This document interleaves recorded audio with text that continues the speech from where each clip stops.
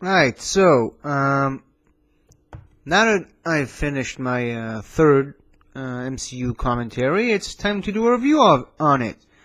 And much like the other commentaries that I did, uh, I've pretty much said all I felt needed to be said in my review, in my commentary.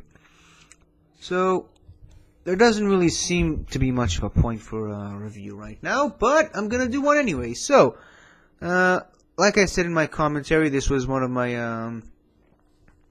that's one of the movies that in the MCU that I like. It's not one of my absolute favorites. It's just, a fun Marvel movie to watch, and if this movie ever comes up on television, I'd probably watch it because I enjoyed it. It's fun. It's nice. Robert Downey Jr. once again is crushing it as Tony Stark, as he always does.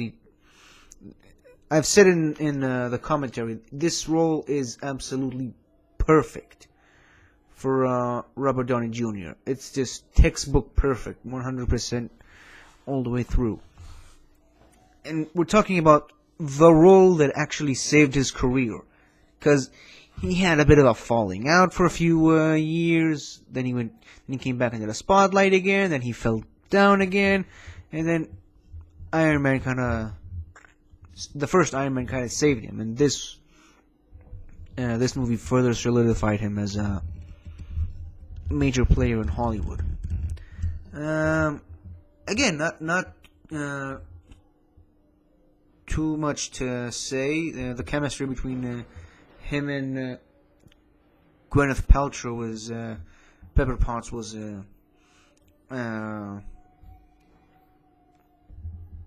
just as good as it was in the last movie.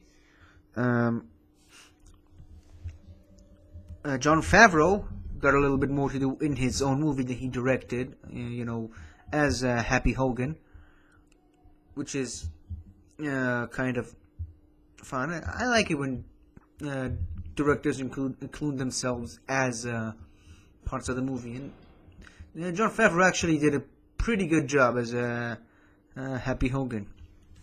Of course, we've got to talk about the new character on the block, Natasha Romanoff, aka the Black Widow, played by the beautiful Scarlett Johansson, which kind of left me mesmerized in almost every scene she was on.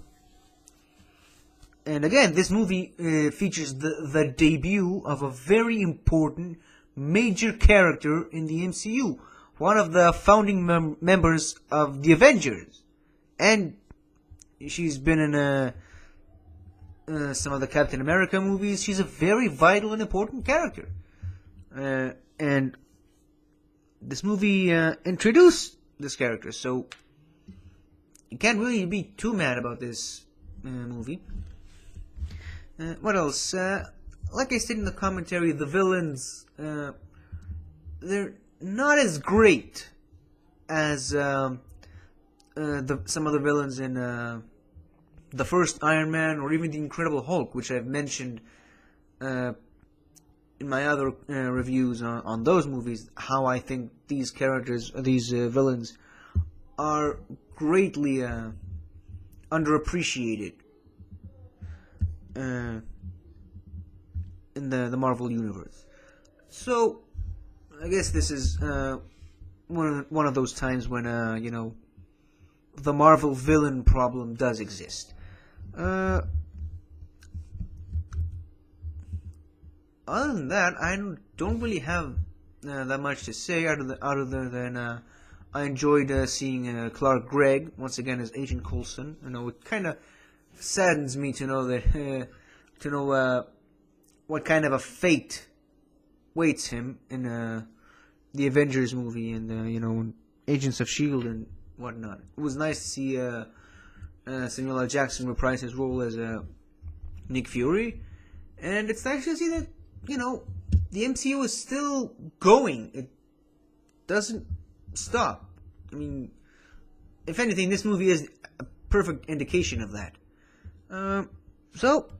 That's pretty much it. That's what I think of Iron Man 2. Again, not one of my all-time absolute favorite movies, but a movie that I enjoy watching in relation to the MCU.